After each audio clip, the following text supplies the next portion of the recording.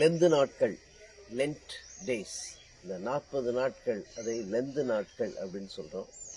Lenten days அப்படின்னு சொல்லுவோம். லென்ட்னாலே பாருங்களேன், அது ஒரு பாஸ்டன்ஸ், அதாவது இறந்த கால சொல். லெண்ட் அப்படின்னா கொடுப்பது, லென்ட் என்றால் கொடுக்கப்பட்டது. அப்போ நமக்காக அவர் சிலுவையிலே கொடுக்கப்பட்டார். அதுதான் நம்ம ஏசாயா 9:6 பார்க்குறோம். வசனம் எவ்விதமாக சொல்லப்படுகிறது அப்படின்னு பார்த்தீங்கன்னாக்கா, நமக்கு ஒரு பாலகன் பிறந்தார், ஒரு குமாரன் கொடுக்கப்பட்டார். அப்போ கொடுக்கப்பட்டது, he was lent. கொடுக்கப்பட்டது என்பது சிலுவையில் பிறந்தது. இந்த பூமியில் குழந்தையாய் பிறந்தார், ஆனால் கடவுளுடைய குமாரனாக கொடுக்கப்பட்டார். எங்கே கொடுக்கப்பட்டார்? சிலுவையில் கொடுக்கப்பட்டார். அதனால தான் அது லென்ட் அப்படின்னு நம்ம எடுத்துக்கொள்ள முடியும். உபவாசம் அப்படின்னா நம்ம என்ன நினச்சிடறோம்? சாப்பிடாமல் இருக்கிறது. அதில் வேறு நம்ம சில சமயம் பயங்கர பெருமை வேறு. 40 நாள் சாப்பிடாமல் இருப்பேன், 20 நாள் சாப்பிடாமல் இருப்பேன், 12 நாள் சாப்பிடாம அப்படின்ற. உபவாசம் என்பது உணவை தவிர்ப்பது என்ற பொருளில் அது சொல்லப்படவில்லை. அந்த வார்த்தைக்கு என்ன பொருள் அப்படின்னு பார்த்தீங்கன்னா, உபவாசம். வாசம் என்பது வாசம் செய்வது, வாசமாக இருப்பது, உடன் இருப்பது, அருகில் இருப்பது, நெருங்கி இருப்பது, பக்கத்தில் இருப்பது. அதான் உப. உப என்றால் அருகில்னு அர்த்தம். வாசம், வாசம் செய்வது, அருகில் வாசம் செய்வது. உப என்பது அடுத்து, நெக்ஸ்ட் அப்படி கூட சொல்லலாம். உப தலைவர், உப ஜனாதிபதி, இதெல்லாம் எதை குறிக்கிறது? அருகில். அப்போ கடவுளுக்கு அருகில், கடவுளுக்கு நெருக்கமாய், கடவுளோடு வாசம் செய்வதற்கு நாம் ஒரு முறையை கையாளுகிறோம். உபனிஷத் அப்படின்னு சொல்றாங்களே, உபநிடதம். அந்த உபனிஷத் என்பது கூட என்னன்னா, குருவின் அருகில் அப்படின்னு அர்த்தம். அந்த உபனிஷத்து எல்லாமே குருவின் அருகில் மாணாக்கர்கள் அமர்ந்து கற்றுக்கொண்ட பாடல்கள், கற்றுக்கொண்ட பாடத்தை பாடல்களாக வந்தது தான் உபனிஷத்.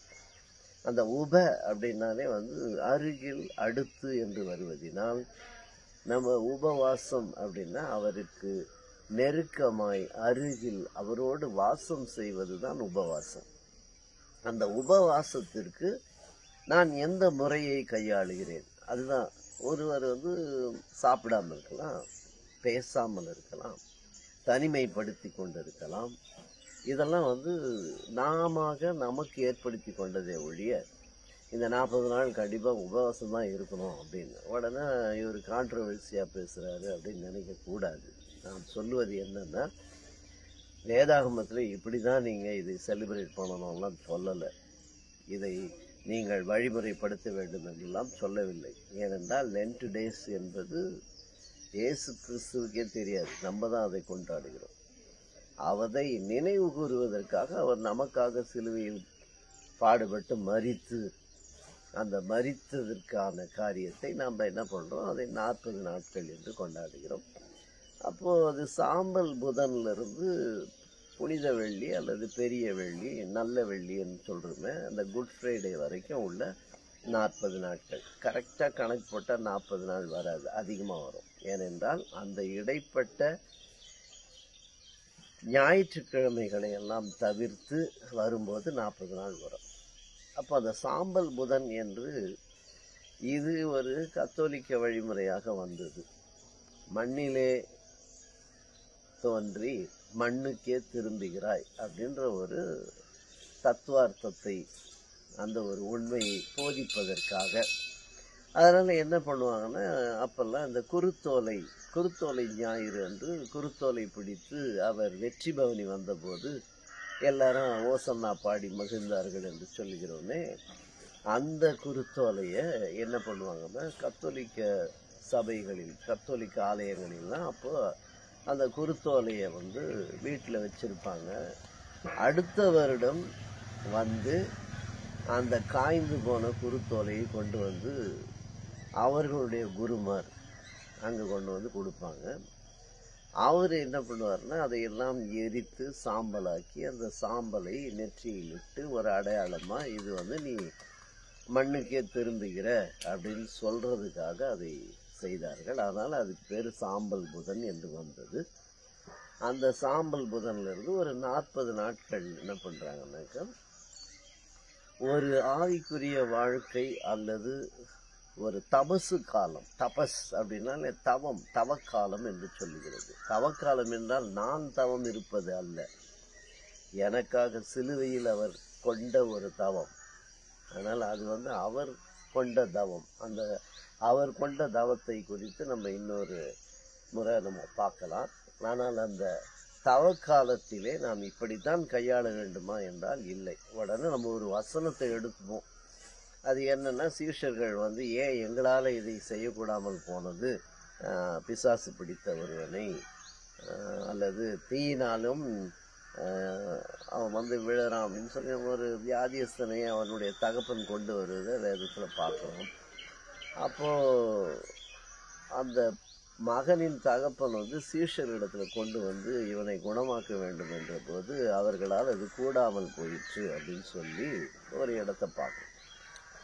அப்போது ஏன் எங்களால் கூடாமல் போனது அப்படின்னு சீஷர்கள் கேட்கும்போது இயேசு கிறிஸ்து சொன்னார், இவ்வகை பிசாசு அது ஜபத்தினாலும் உபவாசத்தினாலும் அல்லாமல் போகாதுன்னு சொன்னாருன்னு ஒரு வசனம் அங்கே வரும். அதை பிடிச்சிப்பாங்க. ஆக்சுவலாக பார்த்தீங்கன்னாக்கா மூல நூல் என்று சொல்லுகிறோமே, அல்லது மூல மொழிபெயர்ப்பு அப்படின்னு சொல்கிறோமே, அந்த ஃபர்ஸ்ட் மேனுஸ்கிரிப்ட் அதில் அந்த வசனமே இல்லை என்பது தான் இன்று குறிப்பிடப்பட்டது. பொது மொழிபெயர்ப்பு வேதாகமத்தில் பார்த்தீங்கன்னாக்கா அந்த வசனம் மூல நூல்களில் இல்லை, மூல மொழிபெயர்ப்பில் இல்லை அப்படின்னு போட்டிருக்கோம். அது ஒரு கருத்து.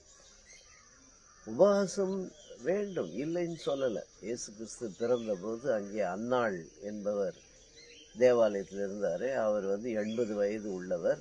அவர் உபவாசத்தில் இருந்தவர்லாம் குறிப்பிடப்படுகிறது. அதனால் உபவாசம் என்பது வேறு. ஆனால் பவுலடிகளார் என்ன சொன்னார் என்பதையும் நம்ம பார்க்கலாம். பவுலடிகளார் ஒன்று சொல்கிறார் இல்லையா, சரீர முயற்சி அற்ப பிரயோஜனம் உள்ளது அப்படின்னு தீமோத்தேயுக்கு அவர் சொல்கிற வசனத்தை நம்ம பார்க்குறோம். அதே போல் இன்னொரு வசனமும் இருக்கிறது.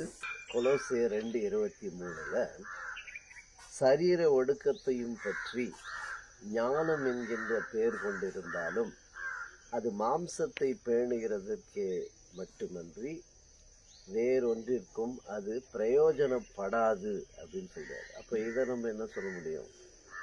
அதனால் நாம உருவாக்கி கொண்ட சடங்குகளில் விழுந்து விடாமல் அவர் நமக்காக பாடுபட்டு சிலுவையில் மரித்ததை நினைவு கூர்ந்து நாமும் சிலுவையில் அறையப்படுகிறோம், சிலுவையை எடுத்துக்கொண்டு பயணிக்க வேண்டும் என்பதை நாம் நினைப்பூட்டிக் கொள்ளவும் நம்மை சுய பரிசோதனை செய்து கொள்ளவும் தான் இந்த தபசு காலம். இது தவக்காலம்.